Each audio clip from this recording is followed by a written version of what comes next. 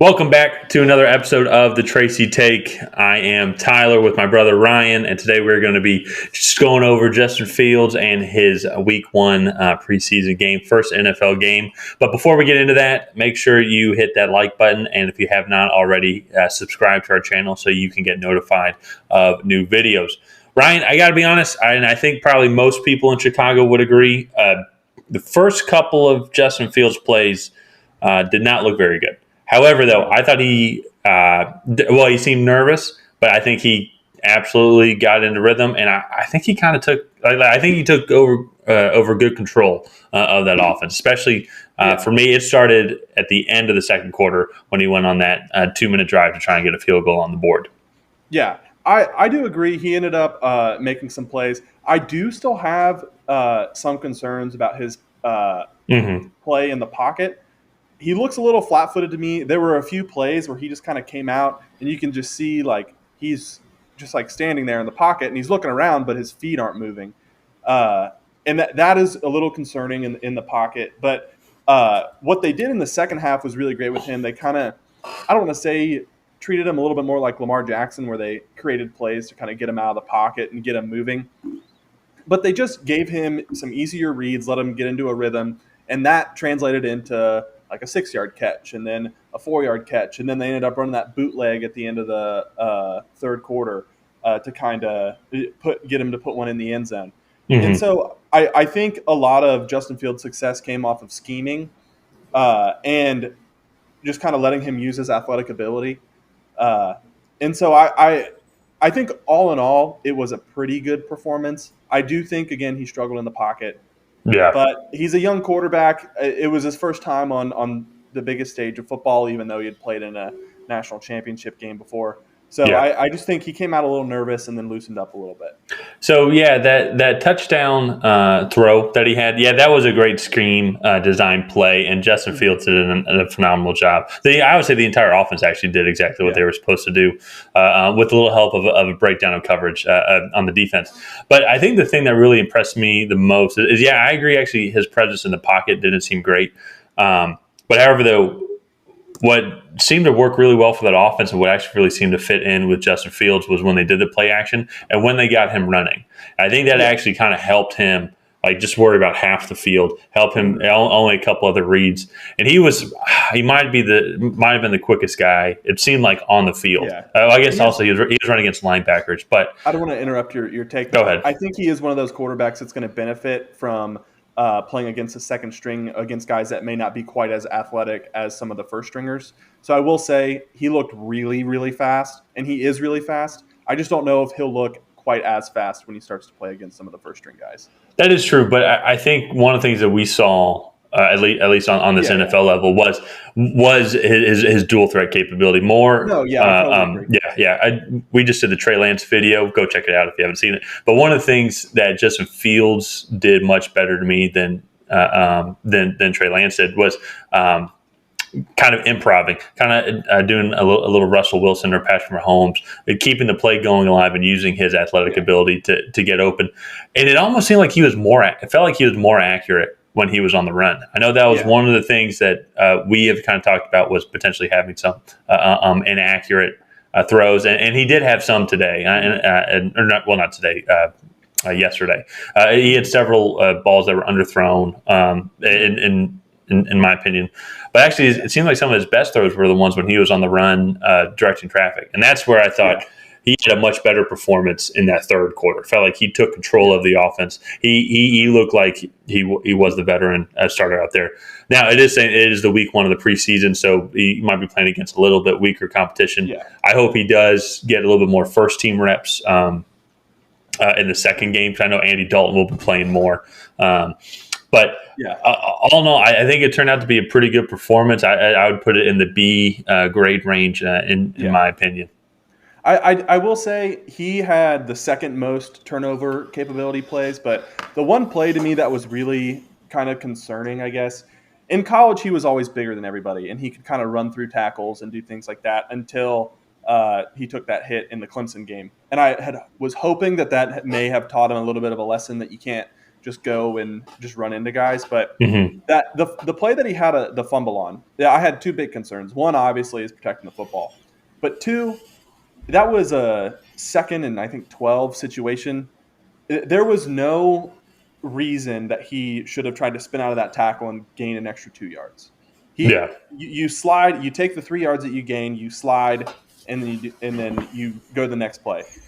Instead, he tried to spin out of it. He could have taken an extra hit that he did not need to take, and then fumbled the football. And for me, that's one of those things that he's going to have to take his bumps and bruises to realize, like, that's not sustainable at this level of football. Yeah. So no, that was when I saw him diving for that ball. It kind of gave me Drew Brees vibes when he was with his last play with the Chargers when he dislocated his shoulder. And I was like, because whenever you see that quarterback reach out like that, and then the linebacker's diving in on top, well, and I do agree. I do agree with you and that's one thing that he'll. I'd probably learn with experience. Also, especially when the GM and the president of the Chicago Bears organization be like, "Hey, look, we're paying you a lot of money. Please don't do that again. Please don't do that," because he's risking so much for so little. Like you said, it was week 1 preseason. It was 2nd and 12, and he'd already gained a couple yards, making a manageable 3rd down. But then he almost turned the ball over. He could have easily tried to juke, go outside, or slide, and make it 3rd and 9, 3rd and 8, something like that. And it is a different scenario when he had his rushing touchdown. That was for a touchdown, like that. And it also, too, he wasn't. It was one guy. It wasn't 3 that were coming at him. So it was a little bit of a different scenario in that case. And I think he just has to learn when to slide and when to put a shoulder down. But yeah, overall, I was more impressed by the second half. I still think he has tons of room to grow as a quarterback. But before we kind of wrap things up, I want to get your opinion. And this is where I think we're probably going to disagree a little bit. But what do you think his status should be come week 1? Do you think he should be a starter? Do you think he should be a backup? I still think he should be a backup. I still think that Andy Dalton's still going to be the veteran presence. You still don't want to rush him too quick. Now, that being said, though, he does add a different level to that offense because, as we saw, he is able. They are able to really utilize that play action, and then when he's rolling out to the other side of the field. I think he's a better thrower. It seemed like he was a better thrower while he was on the run than Andy Dalton. Yeah, but as he's running out, but then he also has that ability to run. No one's open. Okay, I'll go get 5 yards. I'll go get the 10-yard play instead of trying to force this ball into a really tight window and potentially cause a turnover. So that's where I do think he does add another level. And it throughout the whole season, I think I kind of came in. My previous analysis of Fields probably won't see the field at any point during the season, no matter how the Bears are doing. I could see if the Bears are sucking and they're 2-5 or 3-6 or something like that, and they're outside the playoff window, and he's slowly been progressing in the playoff. I can absolutely see Matt Nagy, also whose job is on the line, to be like let's give the kid a shot. I've got nothing else to lose. I'm already probably going to get fired anyway. So, what are your overall thoughts? So that is exactly my point. They start out again at LA against the Rams, which they're going to lose no matter who's the starting quarterback in that case scenario. Then they go play the Bengals, which is a toss up, and then they play the Browns, which is a loss probably no matter who plays. And then they play the Lions again in week 4, which is probably a win no matter who plays. And then they do have a tough stretch. They go Raiders, Packers, Bucks, Niners 4 weeks in a row. They're going to lose 3 out of the 4 of those 9 times out of 10. So I don't think playing Fields has any negative repercussions. And actually, in a lot of cases, I feel like it gives them a better chance to make plays because they can do those bootlegs and put a corner in a tough position between Fields and a wide receiver. And then you want a 6-yard pass or a 5-yard run. And then the corner picks. And I think that's kind of the flexibility that Fields give the Bears. And I know I was a little bit critical of his performance, but his athleticism is undeniable. Oh, yeah. And so I think he gives a team that I think we addressed too, with a weak offensive line, a better chance to win than an experienced veteran in Andy Dalton that is not nearly as athletic. Yeah. So, Well, it's the Bears are in a different spot in the organization. It's similar to, I would say, like the Patriots with Mac Jones, but like with the Jets and Jacksonville, they're in like, yeah, we're not going to be good this year, so we have nothing left to lose. You're like, well, let's get him his experience. But with Andy Dalton, it's not unforeseeable that they can't also make the playoffs again.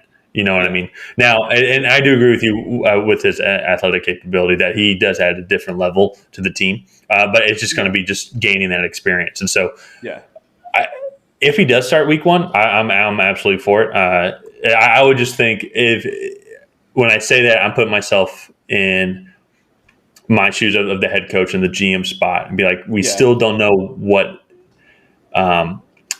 his talent can translate to against first team defenses. And that's not trying to knack Justin Fields' performance either.